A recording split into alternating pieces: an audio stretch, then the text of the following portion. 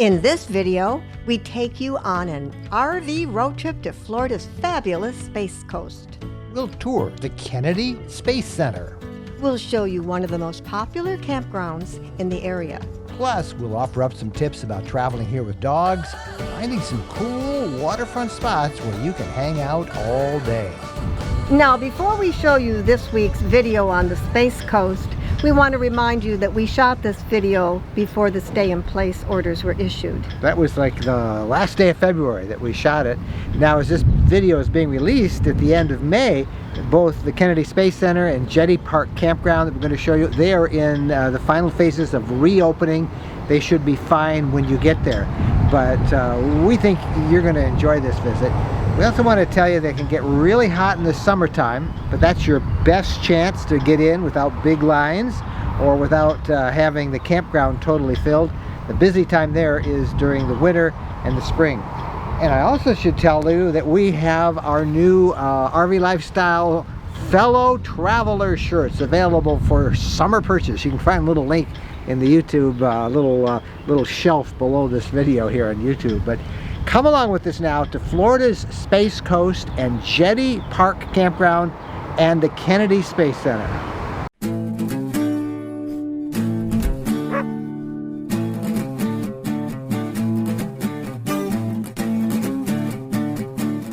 We're now on the Atlantic coast, on the part that they call the Space Coast, right near Cape Canaveral. In fact, we're in Port Canaveral, and we're staying at a place called Jetty Park.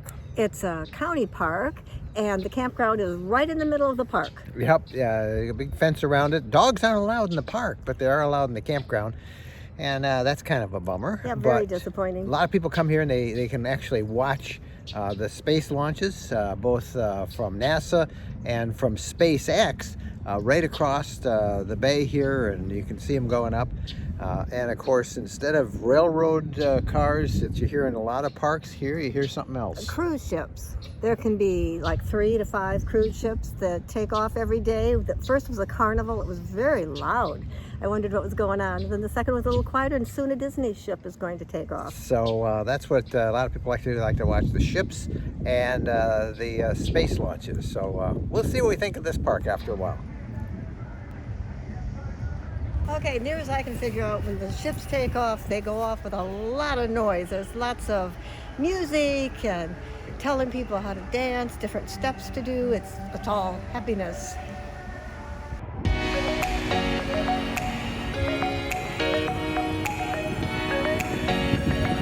Most of the spots here are on dirt or grass. They're pretty close together. There is water, there is electricity, there's no sewer. And as we said, there's a fence all the way around. And you can't take your dog outside the fence area. So that makes it kind of rough for a dog. You want to go to the pier and watch the boats go out or do some fishing. No dogs. And that's always kind of disappointing. But as we keep reporting, you know, there is a cost to bringing a dog, and that means that you're limited in many cases as to where you can take them.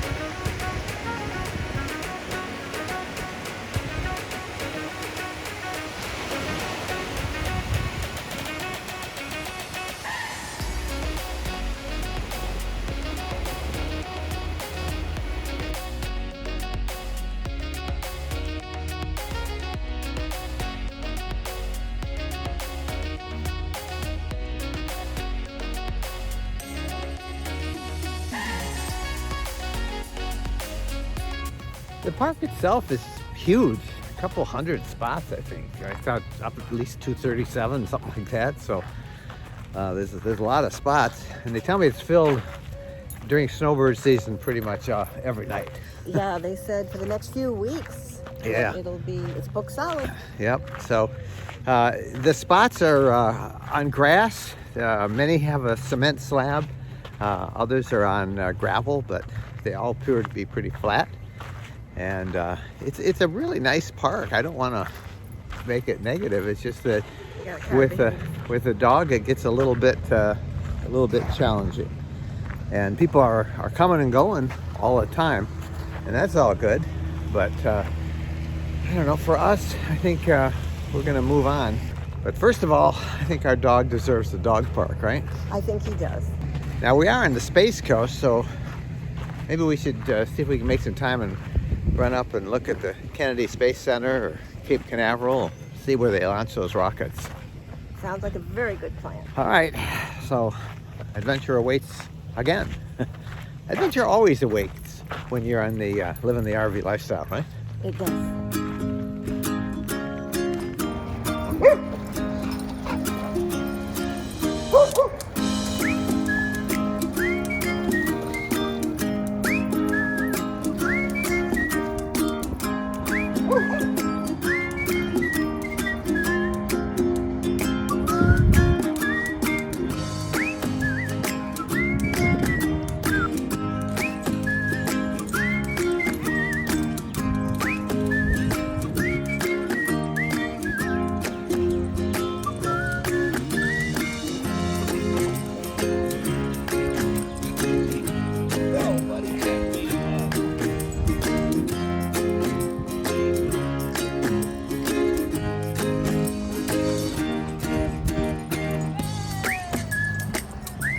People are always asking us, how do you find all those dog parks as you travel about in your RV? And I wish there was some great secret to it, but basically all I do is go online and search dog parks near me, and we always find several, like this one in Cocoa Beach, Florida.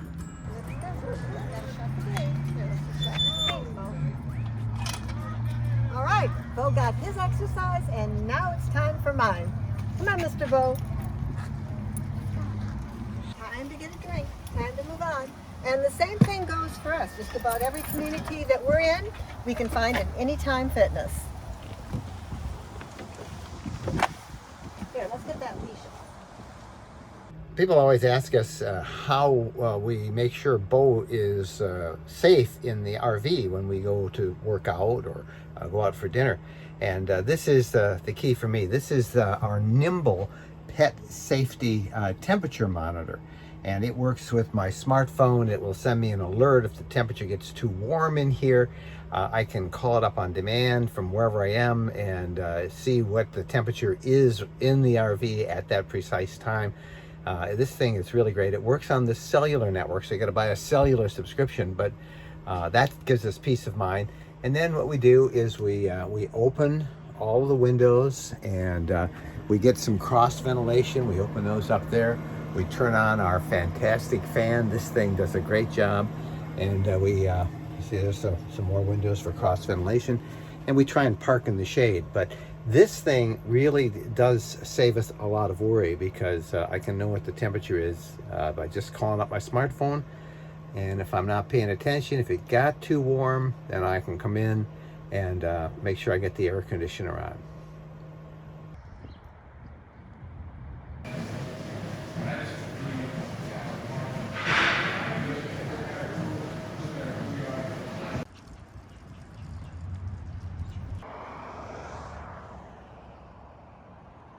Here's a little hint about finding fun places to day camp. In other words, take your RV and set it up, spend the day. Look for spots along the different causeways on the east coast of Florida. For example, we're near Cocoa Beach, Cape Canaveral, and this is one of the causeways. And look, I am right on the water. And I'm able to set the RV up. We can hang around here. You can fish. You can just enjoy the sun, and you are literally right off the causeway. See the causeway there? Here's where I've been able to park. There's lots of little access roads, and this is actually the intercoastal. It's not the ocean, but it is salt water, and it is It's pretty nice. The Kennedy Space Center. Well, here we go. This does look like a space center, doesn't it? Sure does. So this is one nice thing if you have a dog and it's hot as it is in Florida, right? This is absolutely wonderful. At parking lot 2, they have an air-conditioned kennel where we can leave Bo. So that is like the best news ever. Are you happy about that, Bo? If he gets to see other dogs, he'll be happy. He'll be happy. I think you just opened the door.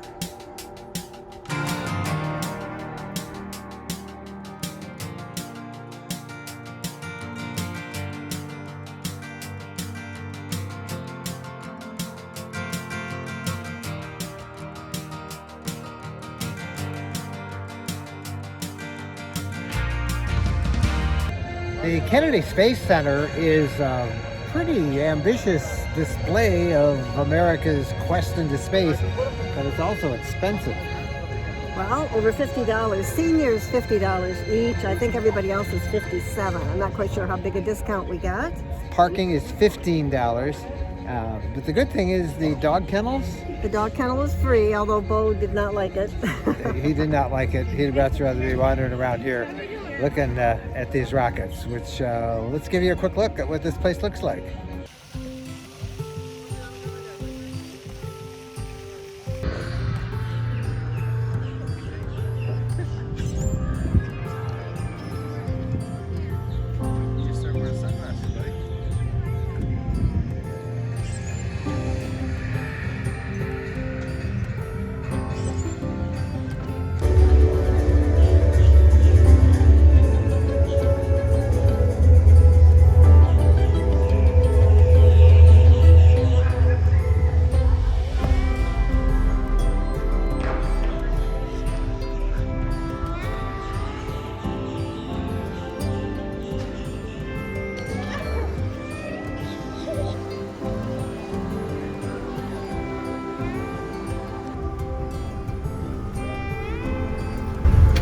It's so huge that the Roman Colosseum would fit on the roof with room to spare for a parking lot. By volume, the VAB can fit 3.5 Empire State Buildings, and it would take 250 billion ping pong balls to fill it.